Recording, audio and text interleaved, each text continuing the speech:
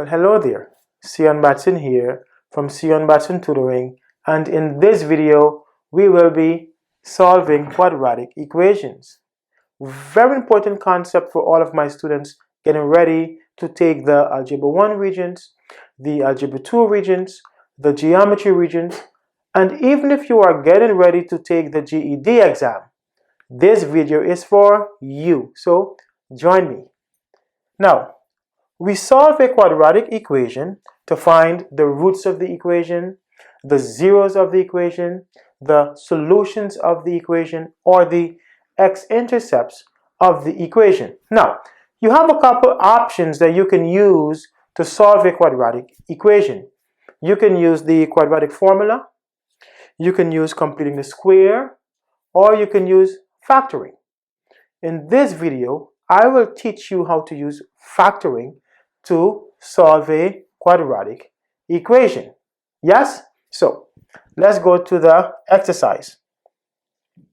Now, I am going to teach you two very simple steps that will help you master the concept of using factoring to solve a quadratic equation. Here are the steps. Step 1, we will factor the equation. Now, if you aren't too strong with this skill, factoring quadratic equations, I highly recommend that you go watch my video that teaches you how to factor a quadratic equation. Go watch that video, and when you feel comfortable, you come back and learn how to solve a quadratic equation. Yes? Good. So the first step will be to factor the equation.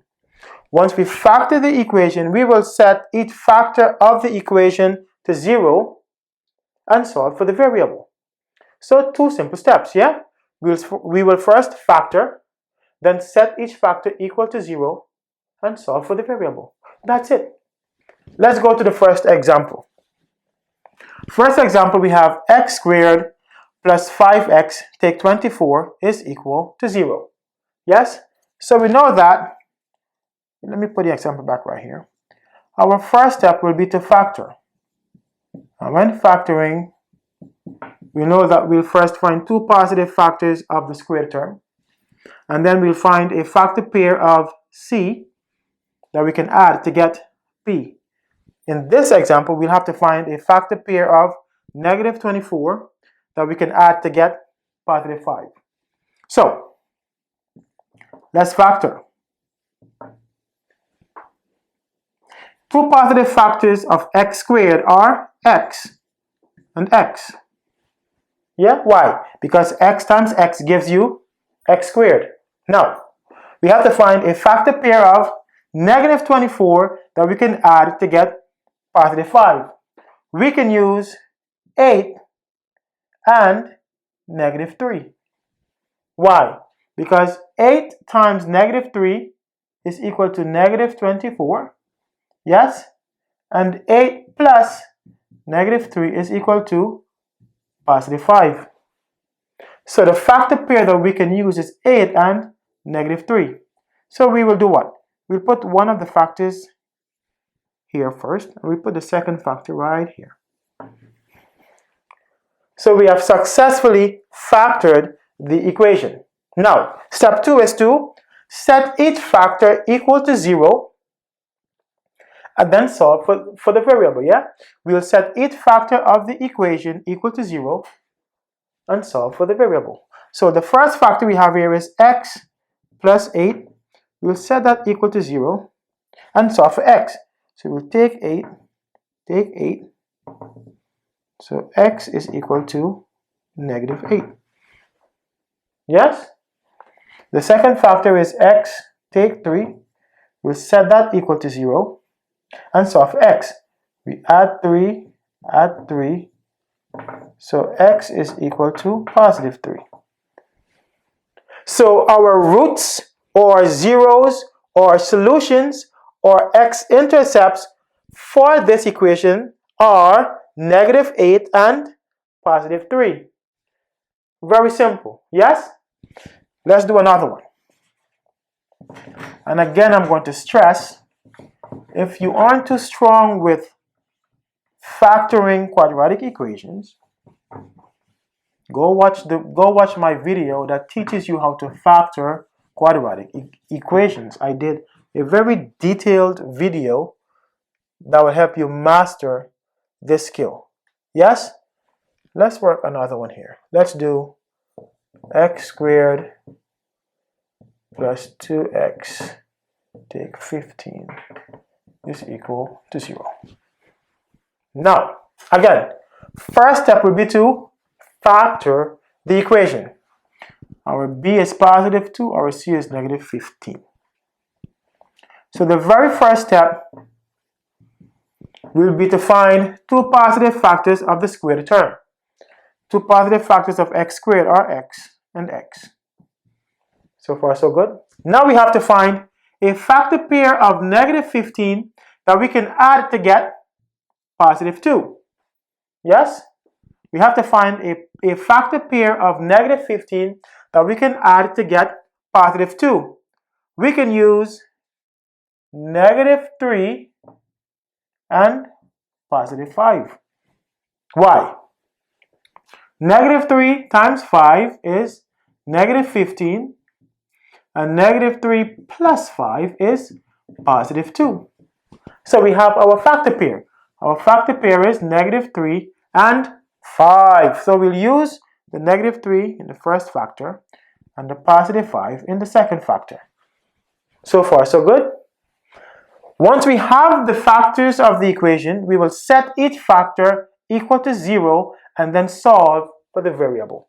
So let's see. So let's put the first factor, x take 3, is equal to 0, and we solve for x. We'll take 3 from both sides. So x is equal to positive 3. The second factor is x plus 5. We'll set this equal to 0 and solve for x. So we'll take 5, take 5. So x is equal to negative 5. So the solutions, or the x-intercepts, or the zeros, or the roots of this equation are positive 3 and negative 5. Alright, I hope you guys are getting the idea. Simple steps, right? But the most important step is knowing how to factor the equation. I can't stress that enough. So if you aren't strong, or if you forgot a step, or if you want to go review some, go look at the video. All right, I did a very detailed video for you that shows you step by step how to factor a quadratic equation. So go check it out, strengthen this skill, and then come back if you have to. All right, here is a special one. Here we have x squared take 14x is equal to negative 49. Now, before we can factor any quadratic equation, you have to make sure all the terms are on one side of the equation, yes? So, before we factor, all we have to do is we'll bring this negative 49 over to the left side, right? Then we'll factor. Always make sure that all the terms are on one side, yes? More specifically, you want to bring them on a side that will keep your squared term positive, right? Yes, so here we will add 49 on this side to bring it over here. Add 49 on this side.